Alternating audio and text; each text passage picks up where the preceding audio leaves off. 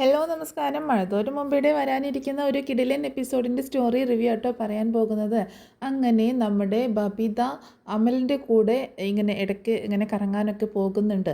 അപ്പോൾ രോഹിത്തും ഹരിയും അവളുടെ കറക്കത്തെക്കുറിച്ചൊക്കെ ഒന്ന് ഇങ്ങനെ സംസാരിക്കും ഒക്കെ ചെയ്യുന്നുണ്ട്. അവളോട് അതിനെപ്പറ്റി ചോദിക്കുന്നുണ്ടെങ്കിലും അവരോട് ഭയങ്കര ദേഷ്യത്തിലാണ് സംസാരിക്കുന്നത്. അവർ റേപ്പിസ്റ്റുകളാണ് എന്നൊക്കെ പറയുകയും ചെയ്യുന്നുണ്ട്. പക്ഷേ ഹരി അത് വിടാൻ കൂട്ടാക്കുന്നില്ല കേട്ടോ. ഹരി എങ്ങനെയെങ്കിലും ഇവർ പോകുന്ന സ്ഥലം എവിടെയാണ്, എന്താണ് ചുറ്റിക്കളി എന്നൊക്കെ കണ്ടുപിടിക്കാൻ തന്നെ തീരുമാനിച്ചിരിക്കുകയാണ്. അത് ബബിതയെ സേഫാക്കാൻ വേണ്ടിയിട്ടോ ബബിതയെ രക്ഷിക്കാൻ വേണ്ടിയിട്ടോ ഒന്നുമല്ല കേട്ടോ. ഹരിക്ക് വേറെ കണക്കുകൂട്ടലുകളുണ്ട്. അവൻ്റെ ലക്ഷ്യം നേടിയെടുക്കാൻ വേണ്ടിയിട്ടാണ് അവൻ ഇങ്ങനെയുള്ള കാര്യത്തിന് ഇറങ്ങിത്തിരിക്കുന്നത്. അപ്പോൾ അതുകൊണ്ട് തന്നെ ഹരി നമ്മുടെ അഞ്ജുവിനെ ചട്ടം കെട്ടുന്നുണ്ട്. ഇനി എപ്പോഴാണ് ബബിത അമലിനെ കാണാൻ പോകുന്നത് എന്നും അവരെവിടെയാണ് പോകുന്നത് എന്നുള്ള കാര്യങ്ങളൊക്കെ ബബിതയോട് ചോദിച്ച് മനസ്സിലാക്കാൻ പറയുന്നുണ്ട്. അഞ്ജു ബബിതയുടെ നല്ലൊരു ഫ്രണ്ടിനെ പോലെ കൂടെ നിന്നുകൊണ്ട് എല്ലാ കാര്യങ്ങളും ചോദിച്ച് മനസ്സിലാക്കുന്നുണ്ട്. അമലിൻ്റെ ഡീറ്റെയിൽസൊക്കെ ചോദിച്ച് മനസ്സിലാക്കിയും അത് മാത്രമല്ല, ഇനി എന്നാണ് അവരിങ്ങനെ ഒരുമിച്ച് കാണാൻ പോകുന്നത് എന്നും എവിടെയാണ് പോകുന്നത് എന്നൊക്കെ ചോദിക്കുമ്പോൾ എവിടെയാണ് പോകുന്നത് എന്നൊന്നും ബബിത പറയുന്നില്ല കേട്ടോ. അപ്പോൾ അവിടെ പോകുമ്പോൾ നടക്കുന്ന കാര്യങ്ങളൊക്കെ ഇത്തിരി മോശം കാര്യങ്ങൾ തന്നെയാണ്. അപ്പോൾ അതിൻ്റെ ഡീറ്റെയിൽസ് ഒന്നും പറയുന്നില്ല. അപ്പോൾ ബബിതയ്ക്കാണെങ്കിൽ അമലിങ്ങനെ ഓരോ ഫോട്ടോസും കാര്യങ്ങളൊക്കെ അയച്ചു കൊടുക്കുന്നുണ്ട്. അപ്പോൾ അതൊക്കെ നോക്കി ഭയങ്കര നാണത്തോടെയും സന്തോഷത്തോടെയൊക്കെയാണ് ബബിത ഇരിക്കുന്നത്. പക്ഷേ പിന്നീട് പിറ്റേ ദിവസം അതേപോലെ ഹോസ്പിറ്റലിലേക്കെന്ന് പറഞ്ഞിട്ട് ഇറങ്ങിയിട്ട് അമലിനെ കാണാൻ പോകുന്ന കാര്യം മഞ്ജുവിൻ്റെ അടുത്ത് ബബിത പറയുന്നുണ്ട്. അഞ്ജു ആണെങ്കിൽ ഈ ഡീറ്റെയിൽസൊക്കെ ഹരിക്ക് കൈമാറുന്നുണ്ട്. ശരിക്കും പറഞ്ഞാൽ ഹരിയുടെ ലക്ഷ്യം എന്ന് പറഞ്ഞിട്ടുണ്ടെങ്കിൽ ബബിതയെ സേഫാക്കുക എന്നുള്ളതൊന്നുമല്ല, ബബിതയെ അവൻ്റെ ഇഷ്ടത്തിനനുസരിച്ച് ബബിതയെ കൂടെ നിർത്തുക എന്നുള്ളതാണ് കേട്ടോ. അങ്ങനെ ഹരി ബബിതയെ ഫോളോ ചെയ്യുകയാണ്. അങ്ങനെ ഫോളോ ചെയ്ത് വഴിയിൽ വെച്ച് ബബിത അമലിൻ്റെ കൂടെ വണ്ടിയിൽ കയറി പോകുന്നത് കാണുന്നുണ്ട്. ഹരി ഉടനെ തന്നെ അത് ഫോട്ടോ എടുക്കുകയാണ്. ഹരി പെട്ടെന്ന് പുറകെ ആ ബൈക്കിൻ്റെ പുറകെ വെച്ച് പിടിക്കുന്നുണ്ട്. അങ്ങനെ ആ ബൈക്കിനെ ഫോളോ ചെയ്തിട്ട് അവർ പോകുന്ന സ്ഥലം കാണുകയാണ്. അങ്ങനെ അതിൻ്റെ പുറകെ ചെന്നിട്ട് ഇവർ ആ ഒരു വീട്ടിലേക്ക് കയറി പോകുന്നതൊക്കെ ഹരി വീഡിയോയിൽ റെക്കോർഡ് ചെയ്യുന്നുണ്ട്. പിന്നീട് ഹരി അവിടെ നിന്ന് തിരിച്ചു പോരുകയാണ്. അപ്പോൾ ഹരിക്ക് മനസ്സിലാവുകയാണ് ഇവന് എല്ലാ ദിവസവും ഇവളെ ഇവിടെ കൊണ്ടുവന്നിട്ട് അവൻ്റെ കാര്യങ്ങളൊക്കെ സാധിച്ചെടുക്കുന്നുണ്ട് എന്ന് മനസ്സിലാവുകയാണ്. അപ്പോൾ ബബിത അത്ര നല്ലവളൊന്നുമല്ല, ബബിത ഇതിന് വേണ്ടിയിട്ടാണ് ഇങ്ങോട്ടേക്ക് വരുന്നത് എന്നൊക്കെ ഹരി മനസ്സിലാക്കുന്നുണ്ട്. അപ്പോൾ ഇത് വെച്ച് എനിക്കൊരു കളി കളിക്കണം എന്നുള്ളൊരു ലക്ഷ്യത്തോടു കൂടിയിട്ട് ഹരി തിരിച്ച് വീട്ടിലേക്ക് തന്നെ വരികയാണ്. അങ്ങനെ വീട്ടിലെത്തുന്ന ഹരി ആ ഫോട്ടോസും വീഡിയോസൊക്കെ, അതായത് ബബിത അമലിൻ്റെ കൂടെ കയറി പോകുന്നതും ആ വീട്ടിലേക്ക് കയറി പോകുന്നതൊക്കെ ആയിട്ടുള്ള ദൃശ്യങ്ങളൊക്കെ ഇങ്ങനെ കാണുന്നുണ്ട്. അതിനുശേഷം ഇതിപ്പോൾ എങ്ങനെയെങ്കിലും ബബിതയുടെ മുന്നിൽ അവതരിപ്പിക്കണമല്ലോ. ബബിത വന്നു കഴിഞ്ഞാൽ ഈ കാര്യങ്ങളൊക്കെ ബബിതയോട് പറയണമല്ലോ. അതിനായിട്ട് ഇങ്ങനെ ഭയങ്കര പ്ലാനിങ്ങോട് കൂടിയിട്ടിരിക്കുകയാണ്. അങ്ങനെ ബബിതയെ മാത്രമായിട്ട് അഞ്ജുവിനെ വിട്ട് വിളിപ്പിക്കുന്നുണ്ട്. അപ്പോൾ ബബിതയുടെ കാര്യങ്ങളൊക്കെ ചോദിച്ചറിയാൻ വേണ്ടിയിട്ടാണ് എന്ന് രോഹിത്തിനോട് പറഞ്ഞിട്ട് രോഹിത്തിനെ തൽക്കാലം അവിടെ നിന്ന് മാറ്റുന്നുണ്ട്. ഹരി പറയുന്നുണ്ട്, നീ ചിലപ്പോൾ ദേഷ്യപ്പെടും അവളോട്, അത് കാണുമ്പോൾ അവളും തിരിച്ചെന്തെങ്കിലുമൊക്കെ പറയും. അതുകൊണ്ട് ഞാനൊരു മയത്തിലൊക്കെ അവളോട് ചോദിച്ച് നോക്കാം എന്താണ് കാര്യം, അവൾ എങ്ങോട്ടാണ് പോകുന്നതെന്നും ഇതൊക്കെ ഇങ്ങനെയൊക്കെ പോയി കഴിഞ്ഞാലുള്ള ഭവിഷ്യത്ത് എന്താണ് എന്നൊക്കെയുള്ളത് ഞാൻ അവളോട് കാര്യങ്ങളൊക്കെ പറഞ്ഞ് മനസ്സിലാക്കാം. നീ തൽക്കാലം ഇവിടെ നിൽക്കണ്ട, നീ പുറത്തേക്ക് മാറിക്കോ എന്ന് പറഞ്ഞിട്ട് രോഹിത്തിൻ്റെ റൂമിൽ നിന്ന് പുറത്തേക്ക് മാറ്റി നിർത്തുന്നുണ്ട്. അങ്ങനെ ബബിത ഹരിയുടെ അടുത്തേക്ക് വരികയാണ്. ഹരിയുടെ അടുത്തേക്ക് വരുമ്പോൾ ഹരി ചോദിക്കുന്നുണ്ട്, നീ ഇന്ന് എവിടെയെങ്കിലും പോയായിരുന്നോ ബബിത എന്ന് ചോദിക്കുകയാണ്. ഞാൻ ഇന്ന് ഹോസ്പിറ്റലിൽ പോയല്ലോ, എന്താന്ന് ചോദിക്കുമ്പോൾ, അല്ല ഹോസ്പിറ്റലിൽ നിന്ന് ഇറങ്ങിയിട്ട് നീ പിന്നെ എങ്ങോട്ടാണ് പോയത് എന്ന് ചോദിക്കുമ്പോൾ, ഞാൻ എവിടെയും പോയില്ല എന്ന് പറയണം. അല്ല നീ ഇത്രയും വരാൻ വൈകിയല്ലോ, അതാണ് ഞാൻ ചോദിച്ചത് എന്ന് പറയുമ്പോൾ, ഞാൻ എൻ്റെ ഒരു ഫ്രണ്ടിനെ കാണാൻ പോയിരുന്നു എന്ന് പറയണം. ഓ അന്ന് പറഞ്ഞ ആ ഫ്രണ്ടല്ലേ, ആ അതെ എന്ന് പറയുന്നുണ്ട്.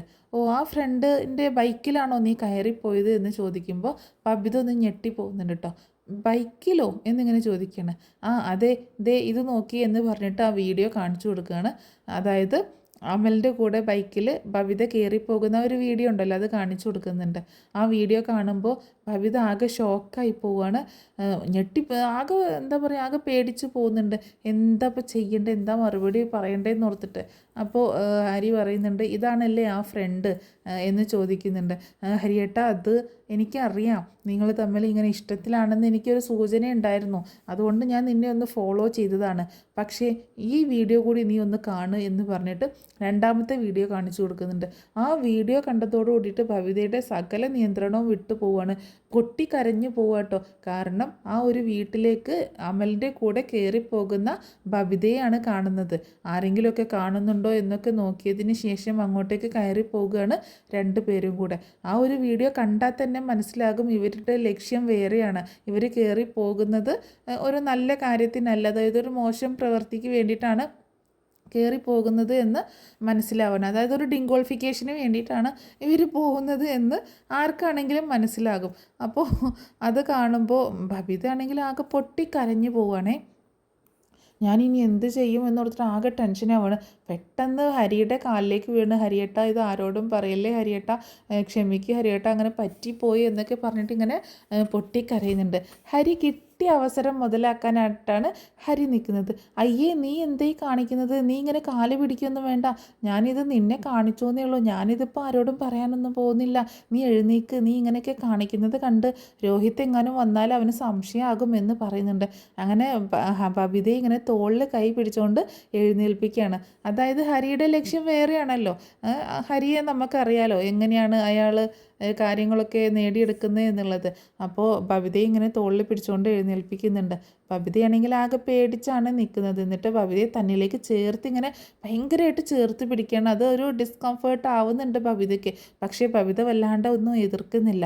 എന്നിട്ട് ഹരി പറയുന്നുണ്ട്, ഞാനിത് ജസ്റ്റ് നിന്നെ കാണിച്ചു എന്നേ ഉള്ളൂ, എനിക്കതിൽ വലിയ വിഷയമൊന്നുമില്ല, പക്ഷേ ഇത് വലിയ വിഷയമാകും ഈ വീഡിയോ എല്ലാവരും കാണുകയാണെങ്കിൽ എന്ന് പറയാണ്. ഹരിയേട്ടാ പ്ലീസ് ആരെയും കാണിക്കല്ലേ ഹരിയേട്ടാ, ഇനി ഞാൻ അമലിൻ്റെ കൂടെ പോവില്ല ഹരിയേട്ടാ എന്നൊക്കെ പറയുമ്പോൾ, അങ്ങനെ തീരുമാനമൊന്നും എടുക്കണ്ട, ഞാനിത് ആരെയും കാണിക്കാനൊന്നും പോകുന്നില്ല, പക്ഷേ എനിക്കും ചില കാര്യങ്ങളൊക്കെ നീ നടത്തി തരണം എന്ന് പറയണം. അത് കേട്ടപ്പോൾ ഭവിത ഞെട്ടിപ്പോകുക കേട്ടോ. എന്താ ഹരിയേട്ടൻ ഉദ്ദേശിക്കുന്നതെന്ന് ചോദിക്കുമ്പോൾ, അതൊന്നുമില്ല, ഞാൻ ചുമ്മാ പറഞ്ഞു എന്നേ ഉള്ളൂ, ഞാൻ പറയാം നിന്നോട് എന്താണ് എൻ്റെ ആവശ്യമെന്ന് ഞാൻ പിന്നീട് പറയാമെന്ന് പറയുന്നുണ്ട്. അപ്പോൾ തൽക്കാലം ഞാനിപ്പോൾ ഇത് ആരോടും പറയുന്നില്ല, നീ പൊക്കോ, ഇപ്പോൾ നീ ഏതായാലും മൂഡൊക്കെ ഒന്ന് മാറിയിരിക്കില്ലേ, ഞാൻ പിന്നീട് നിന്നോട് പറയാമെന്ന് പറയണം.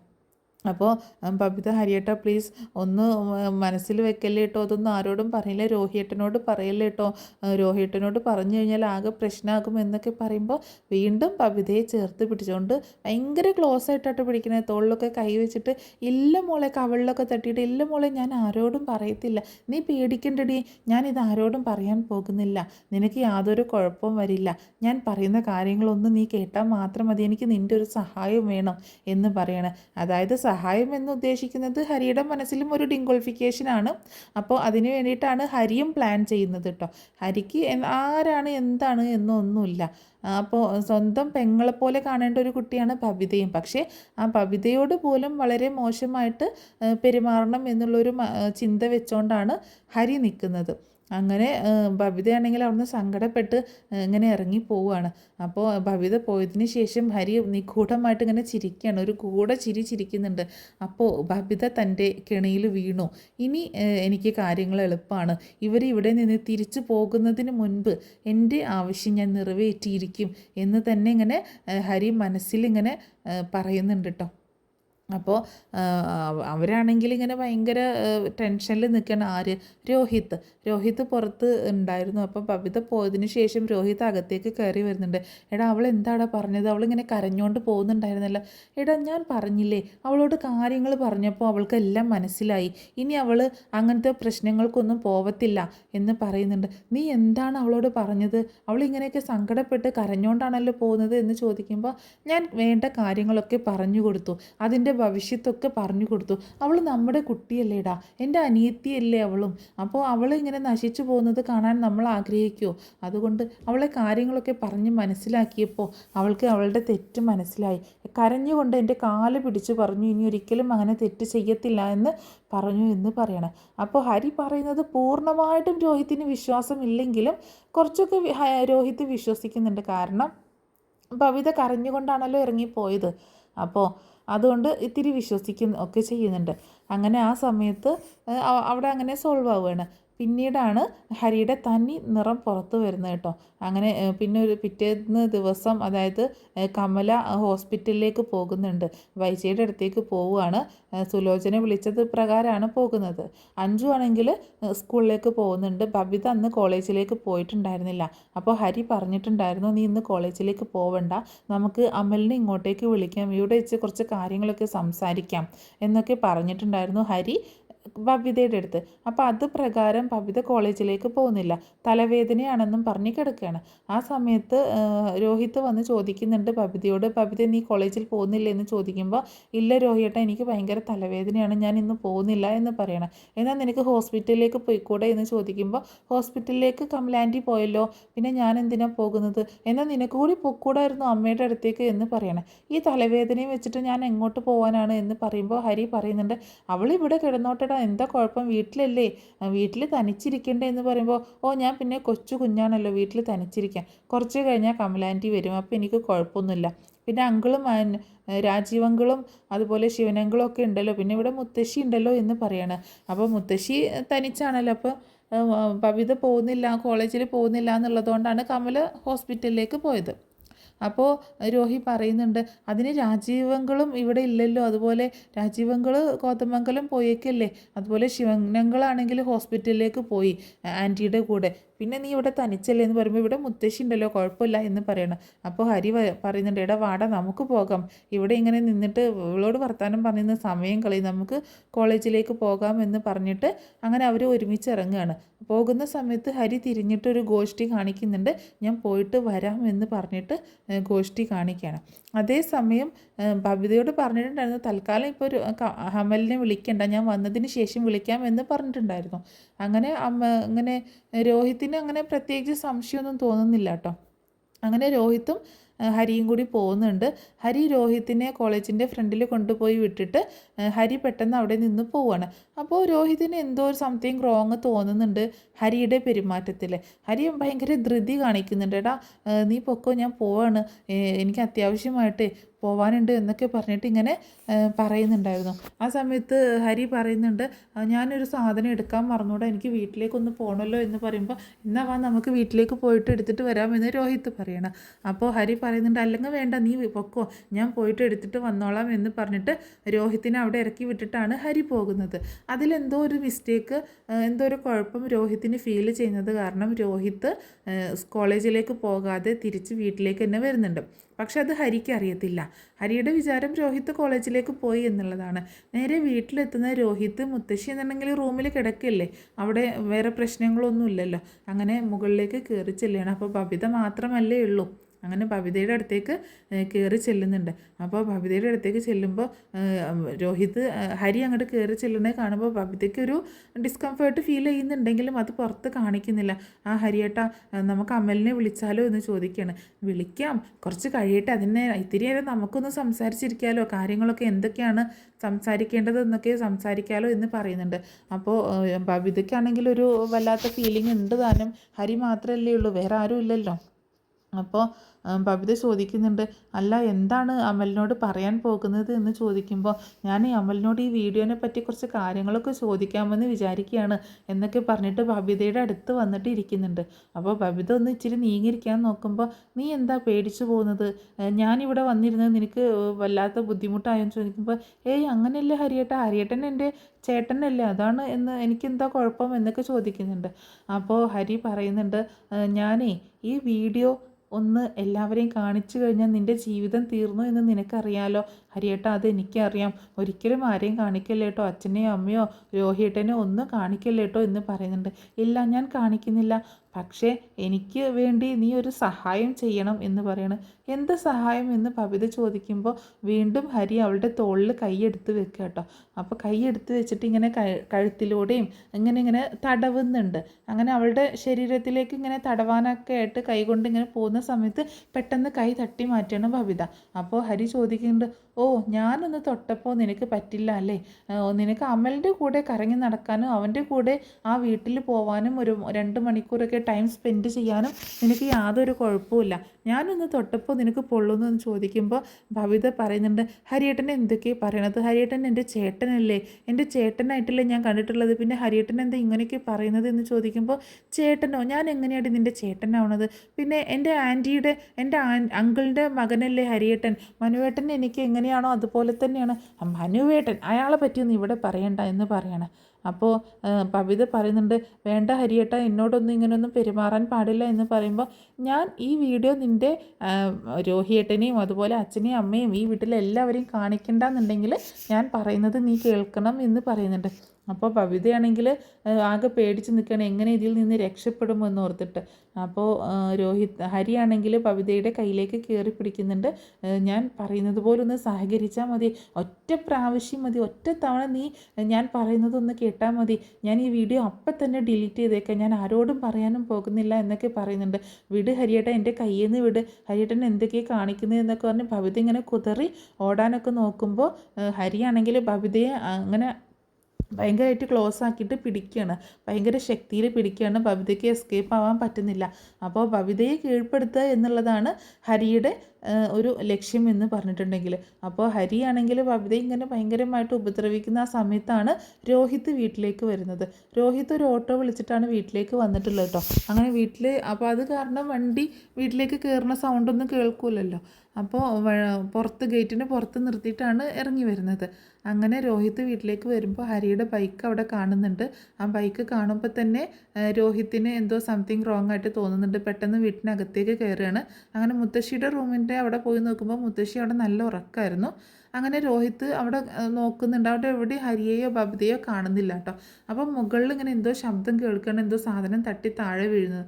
അതായത് ഹരി ബബിതയെ ഇങ്ങനെ കീഴ്പ്പെടുത്താനായിട്ട് നോക്കുമ്പോൾ ബബിത ഇങ്ങനെ കുതറി മാറുന്ന ആ സമയത്ത് കൈ തട്ടിയിട്ട് ഓരോ സാധനങ്ങൾ ആ ടേബിൾ നിന്നൊക്കെ താഴെ വീഴുന്നുണ്ട്. അങ്ങനെ രോഹിത് പെട്ടെന്ന് തന്നെ മുകളിലേക്ക് കയറി ചെല്ലുകയാണ്. മുകളിലേക്ക് കയറി ചെല്ലുന്ന സമയത്ത് കാണുന്നത് ബബിതയും മഞ്ജുവും കിടക്കുന്ന ആ റൂമിൻ്റെ ഡോറ് ക്ലോസ് ആയിട്ട് കിടക്കുകയാണ്. ഹരിയും രോഹിത്തും കിടക്കുന്ന റൂമിൽ ആരുമില്ല. അപ്പോൾ ഹരിയും ബബിതയുടെ റൂമിലുണ്ടെന്ന് രോഹിത്തിന് മനസ്സിലാവുകയാണ്. അങ്ങനെ ആ ഡോറ് തുറക്കാനായിട്ട് നോക്കുമ്പോൾ അത് ഉള്ളിൽ നിന്ന് ക്ലോസ് ചെയ്തിട്ടുണ്ടായിരുന്നു.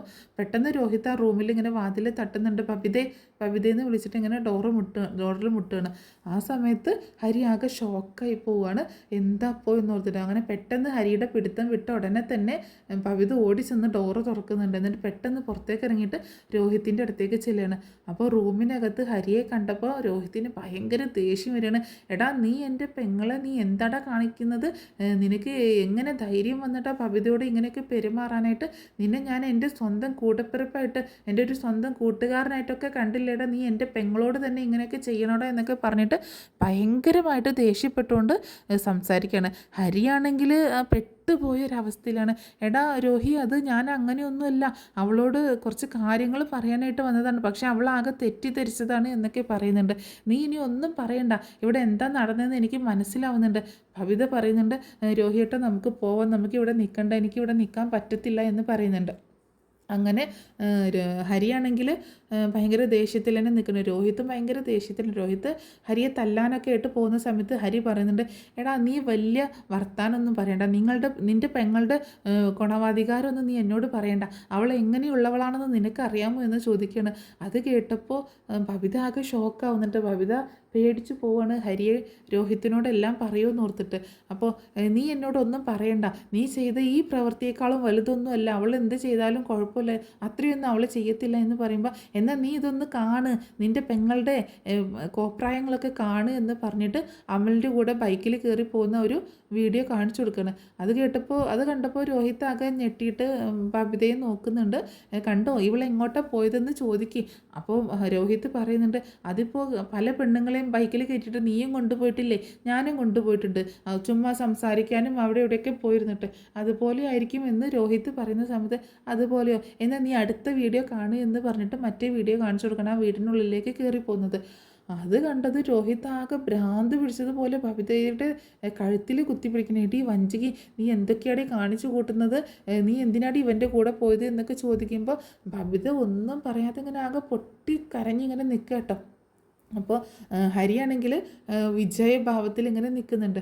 അപ്പോൾ എന്താണെങ്കിലും നിന്നെ ഞാൻ ശരിയാക്കി തരാടി എന്നൊക്കെ പറഞ്ഞിട്ട് രോഹിത് ബബിതയെ തല്ലുകയൊക്കെ ചെയ്യുന്നുണ്ട്. അപ്പോൾ ഇവരുടെ ഈ ഒച്ചപ്പാടും ബഹളമൊക്കെ കേട്ടിട്ട് എന്തോ ഒരു പ്രശ്നമുള്ളതുപോലെ മുത്തശ്ശിക്ക് തോന്നുകയാണ്. മുത്തശ്ശി അവിടെ കിടന്ന് ഇങ്ങനെ വിളിക്കുന്നുണ്ട്, പക്ഷെ ആരും കേൾക്കുന്നില്ല കേട്ടോ. അങ്ങനെ ഹരി പറയുന്നുണ്ട്, ഈ കാര്യം ഞാൻ ചോദ്യം ചെയ്തതാണ് ഇവളെ, അല്ലാതെ ഞാനൊന്നും ചെയ്തില്ല എന്ന് പറയുമ്പോൾ ബബിത പറയുന്നുണ്ട്, അല്ല രോഹിയേട്ട, ഈ കാര്യം വെച്ചിട്ട് എന്നെ ബ്ലാക്ക് മെയിൽ ചെയ്യായിരുന്നു എന്ന് പറയണം. എന്നെ എന്നിട്ട് ഹരിയേട്ടൻ്റെ ഇഷ്ടത്തിനനുസരിച്ച് നിന്ന് കൊടുക്കണം, അതാണ് ഹരിയേട്ടൻ പറഞ്ഞത് എന്നൊക്കെ പറയുന്നുണ്ട്. രോഹിത്താണെങ്കിൽ രണ്ട് പേർക്കിടയിലും, അതായത് അമലും ഉണ്ട് ഹരിയും ഉണ്ട്, ഈ രണ്ട് പേർക്കിടയിലും പെട്ടൊരവസ്ഥയിലാണ്. ബബിതയുടെ ഒരു അവസ്ഥ ആലോചിച്ചിട്ട് ഹരിക്കല്ല രോഹിത്തിന് ഭയങ്കര ടെൻഷൻ തോന്നുകയാണ്, ബബിത എന്തൊക്കെയാണ് ചെയ്തു കൂട്ടുന്നതെന്ന് ഓർത്തിട്ട്. അങ്ങനെ എന്താണെങ്കിലും പിന്നീട് രോഹിത്ത് പറയുന്നുണ്ട്, ഇനി ഇവിടെ ഞങ്ങൾ നിൽക്കുന്നില്ല, ഞങ്ങൾ പോവുകയാണ്, ഞങ്ങളുടെ വീട്ടിലേക്ക് തന്നെ പോവുകയാണ് എന്ന് പറയുമ്പോൾ ഹരി കളിയാക്കാണ്. ചെന്ന് കയറിക്കൊടുക്കുക, നിങ്ങളുടെ വീടോ, അതാണോ നിങ്ങളുടെ വീട്, അതിപ്പോൾ അലീനയുടെ വീടല്ലേ, നിങ്ങൾ അവിടുന്ന് ഇറങ്ങിപ്പോകുന്നല്ലേ, നാണം കെട്ട് ഇനി നിങ്ങൾ അങ്ങോട്ടേക്ക് ചെല്ലുക എന്ന് ചോദിക്കുമ്പോൾ അതെന്തായാലും ഞങ്ങളുടെ വീടാണ്, ഇത്രയൊന്നും നാണക്കേട് ഞങ്ങൾക്ക് അവിടെ സഹിക്കേണ്ടി വരില്ല എന്ന് രോഹിത്ത് പറയുന്നുണ്ട്. അങ്ങനെ കുറച്ച് കഴിഞ്ഞതിന് ശേഷം കമലയും അതുപോലെ ശിവനും തിരിച്ചു വരുന്ന സമയത്ത് രോഹിത്തും ബബിതയും പറയുന്നുണ്ട്, ഞങ്ങളെ കടപ്പാട്ടൂരിലേക്ക് കൊണ്ടാക്കിയേക്ക്, ഞങ്ങൾ അങ്ങോട്ടേക്ക് തന്നെ പോവുകയാണ് എന്ന് പറയണം. അപ്പോൾ കമല ആകെ ഷോക്കായി പോവുകയാണ്. അതെന്താ അങ്ങനെ, നിങ്ങൾ പോകുന്നില്ല എന്നല്ലേ പറഞ്ഞത് എന്ന് ചോദിക്കുമ്പോൾ ബബിത ആകെ ഇങ്ങനെ സങ്കടപ്പെട്ടിട്ടാണല്ലോ നിൽക്കുന്നത്. എന്ത് പറ്റി ബബിത, നിനക്ക് എന്താ പറ്റിയത് എന്ന് ചോദിക്കുമ്പോൾ ഒന്നുമില്ല എന്ന് പറയുന്നുണ്ട്. ഞങ്ങൾ പോവുകയാണെങ്കിൽ ഞങ്ങളൊന്ന് കൊണ്ടുവിട്ടേക്ക് എന്ന് പറയണം, അല്ലെങ്കിൽ ഞങ്ങളൊരു ഓട്ടോ വിളിച്ച് പൊക്കോളാം എന്ന് പറയുമ്പോൾ ശിവൻ പറയുന്നുണ്ട്, വേണ്ട, ഞാൻ നിങ്ങളെ കൊണ്ടുപോയി വിട്ടോളാം എന്ന് പറയണം. അങ്ങനെ അവർ വീണ്ടും തിരിച്ച് കടപ്പാട്ടൂരിലേക്ക് തന്നെ തിരിച്ചെത്തുന്നുണ്ട്. പക്ഷേ അതിൻ്റെ കൂടെ മുത്തശ്ശിയും കൂടെ പോകുന്നുണ്ട് കേട്ടോ. രോഹിത്തും കവിതയും മാത്രമല്ല, മുത്തശ്ശിയും കൂടെ കടപ്പാട്ടൂരിലേക്ക് പോകുന്നുണ്ട്. ഇനി അവിടെ എത്തിയതിനൊക്കെ ശേഷമുള്ള സ്റ്റോറി ഞാൻ വേറൊരു സ്റ്റോറിയായിട്ട് പറഞ്ഞ് അപ്ലോഡ് ചെയ്യുന്നതായിരിക്കും. അപ്പോൾ ഈ സ്റ്റോറി എല്ലാവർക്കും ഇഷ്ടമായിട്ടുണ്ടാവുമെന്ന് വിചാരിക്കുകയാണ്. ഇഷ്ടമായിട്ടുണ്ടെങ്കിൽ സപ്പോർട്ട് ചെയ്യാൻ മറക്കരുത് കേട്ടോ. നമ്മുടെ ചാനൽ ആദ്യമായിട്ട് കാണുന്നവരാണെങ്കിൽ സബ്സ്ക്രൈബ് ചെയ്യാനും അതുപോലെ വീഡിയോ ഒന്ന് ലൈക്ക് ചെയ്യാനും ഹൈപ്പ് ചെയ്യാനും ഒന്നും മറക്കരുത്. Thanks for watching.